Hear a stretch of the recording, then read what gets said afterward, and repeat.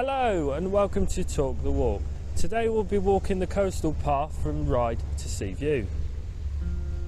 Built in the late 1800s, Ryde Canoe Lake was once popular for pedlos and canoes, but unfortunately a build-up of sediment in the lake has meant there isn't enough clearance, but as you can see, nature has taken over instead.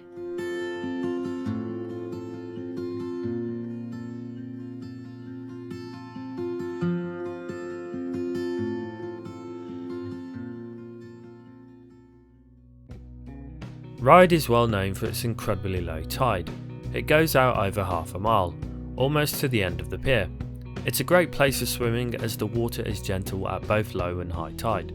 You can see over to Portsmouth and the Spinnaker Tower.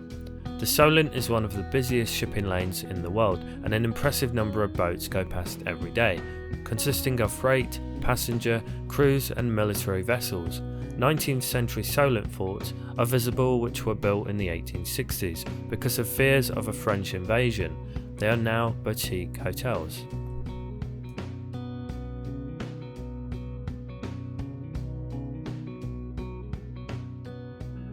Appley Tower is a Victorian mock castle tower built in 1875, which was originally part of the Appley House estate.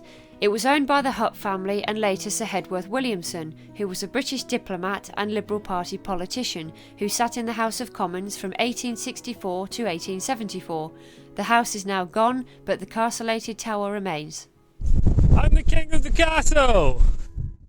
As you can probably hear, it's incredibly windy today, which is not what we expected at all, and it's making it feel bitterly cold. So filming has been quite a challenge so far, but we've still got plenty more to see, so we will definitely do our best. HMS Sirius acted as an escort vessel for the first fleet from England to sail to Australia in 1787. The Sirius later undertook a voyage to South Africa to find food to protect the New South Wales colony from starvation. The Sirius became shipwrecked on a reef just off the shore of Norfolk Island in 1790 due to strong winds, but luckily no loss of life was incurred. The plaque was erected here in 1991 by the people of Mosman, Australia, near the place where the Sirius first set sail. We are now at Puckpool Battery, which is one of the many Palmerston forts built on the island to protect it in response to a perceived French invasion.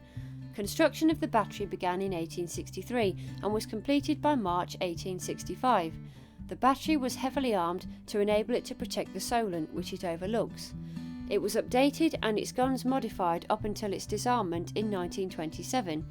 In 1928 it was sold to the local council. However, in World War II it was brought back into use as a training facility known as HMS Medina. After the war, it returned to the hands of the local council and opened as a public park. Today, the gun emplacements and earthworks can be walked around and enjoyed.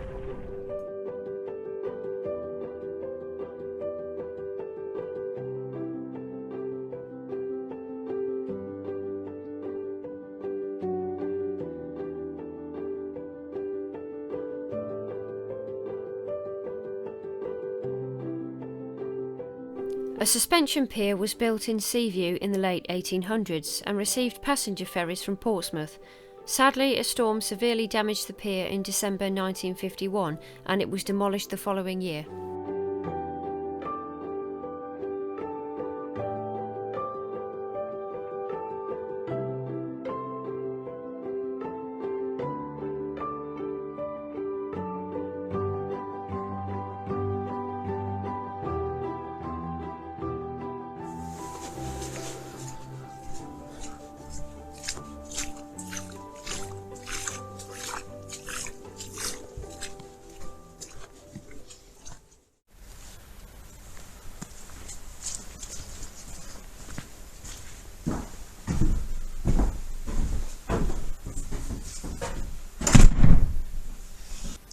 We are now on the final stage of our walk here at Hersey Nature Reserve, which was named after the local parish, borough and county councillor Alan Hersey.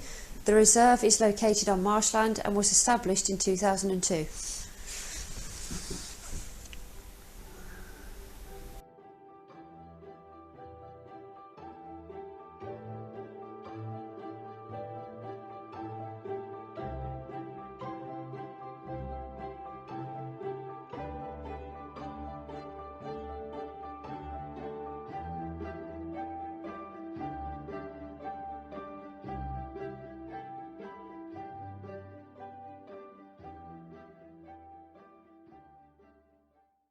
We've made it to the end of our walk now, so we're going to have a Q&A on how it went. So how was it for you, and what was your favourite part? For me, it's been really good, really enjoyable. My favourite part is definitely here in this nature reserve, because it was the first time we got to go in the bird hide, because last time we came it was COVID and it was closed, so that was a real treat for me. How about you? Yeah, same really. Really enjoyed the hide and seeing the nature about in this nature reserve, so yeah, really good. What would you say has been the most surprising part? For me, it was just the sheer amount of wind this morning. Really hard to film. Ryde is, I personally think it's always quite windy. You don't. No. Yeah, just that really spoilt the start of our journey. What about you? For me, it was seeing tufted ducks on Ryde Canoe Lake, because I've not seen that before, and it's not really somewhere that you expect to see them. So I was quite impressed with that, and also how many species of birds were on the canoe lake. So I would say that. What would you improve about today? The wind, it really hasn't helped. We didn't expect it to be windy at all, but just how windy it was incredible. So yeah, we could have done without that, because it has made filming really difficult, and it's been bitterly cold. So definitely that for me. What would you say? Well, for me, probably not having the rain the previous night really. It's made it quite boggy. It's been really muddy in certain places. This is why obviously wellies are a massive requirement for these kind of walks, just so you're always safe and dry. So yeah, that's for me. Why should people come on this walk? Well, it's certainly an impressive one. You get some really nice views from the coastline, and it takes you right from Ryde to Seaview, and it's just really nice, especially when the sun's out like this at the moment. It's quite spectacular. What about you? I think for me, probably the fact that it's a walk for all abilities, because it's quite a flat walk. Yeah. And also the facilities along the way, because there are cafes and public toilets, so it's quite useful, you know, if you wanted to do a walk and maybe stop for lunch on the way. Yeah, and just the coastline as well. You've got a lovely coast, and then you end up in this beautiful nature reserve, so you've got kind of the best of all worlds really, so it would be that for me.